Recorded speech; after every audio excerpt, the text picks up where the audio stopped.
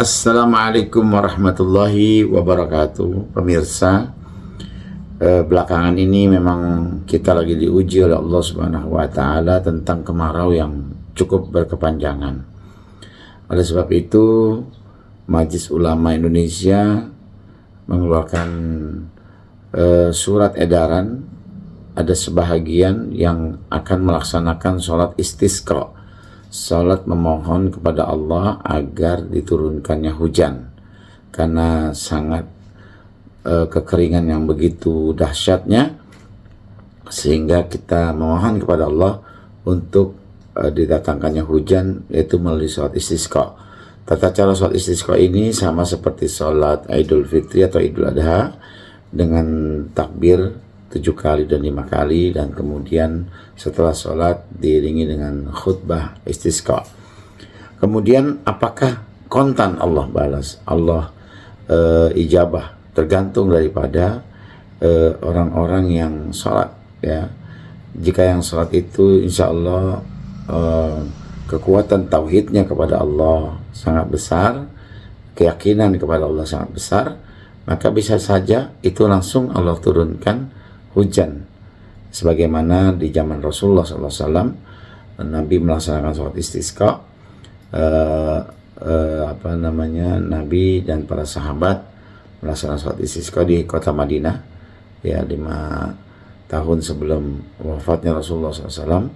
Madinah mengalami kekeringan, kemarau yang panjang, maka Nabi melaksanakan sholat istisqa, kemudian Allah turunkan hujan buat kota Madinah.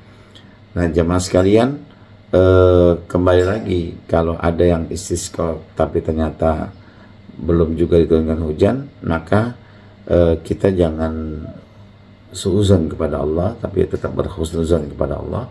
Tentunya mungkin Allah menunda sementara, tapi yakinlah bahwa doa-doa kita, salat kita diterima oleh Allah Subhanahu wa Ta'ala selama kita niatnya ikhlas, mohon roja hanya kepada Allah Subhanahu wa Ta'ala.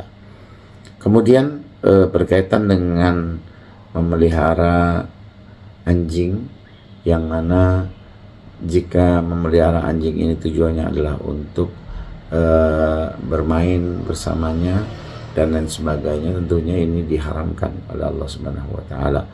Tentunya kalau memelihara anjing hanya untuk tujuannya berburu atau menjaga hewan ternak atau urusan yang urgent, menjaga rumah, ya, diperbolehkan, tapi dengan saat-saat tertentu. Tidak boleh dipegang, tidak boleh disentuh, ya, karena nanti mendatangkan najis buat dirinya. Tapi kembali lagi, kalau kita di tengah kota seperti ini, tidak ada buruan, tidak ada ternak, dan tidak juga, paling salah satu cuma hanya untuk menjaga rumah. Itu pun sekarang sudah ada security dan lain sebagainya. Saya rasa itu menjadi tertolak ketika kita memelihara anjing. Ya, kenapa? Karena anjing adalah satu binatang yang ketika kita mengenakan tubuh kita dengan air liurnya, maka itu termasuk najis besar.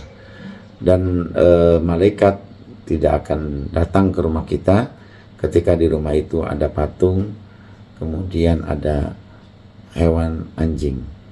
Tentunya jamaah sekalian, pemirsa sekalian, mari kita ittiba li sunnatin Nabi sallallahu alaihi wasallam, mengikuti sunnah Nabi sallallahu alaihi wasallam, agar kita semua mendapatkan keberkahan dunia dan akhirat. Dan Nabi bersabda, kullu ummati yadkhulunal jannah, setiap umatku pasti masuk surga, illa man aba, kecuali yang enggak mau. Maka sahabat bertanya, qala man ya'ba ya Rasul, siapa orang yang enggak mau ya Rasul? Wa man ata'ani dakhalal jannah, orang yang mengikuti sunnahku dialah orang yang mau masuk surga. Sementara man asani faqad aba, orang yang meninggalkan sunnah-sunnahku dialah orang yang enggak mau masuk surga. Maka kita jadilah orang yang ingin masuk surga, dan kita taati Nabi SAW. Apapun yang Nabi kerjakan, Nabi perintahkan dan Nabi larang, maka kita senantiasa menjaganya. Nabi perintahkan, kita laksanakan. Nabi larang, kita tinggalkan. Insya Allah itu akan mendatangkan keberkahan rahmat dari Allah Subhanahu wa Ta'ala. Terima kasih. Assalamualaikum warahmatullahi wabarakatuh.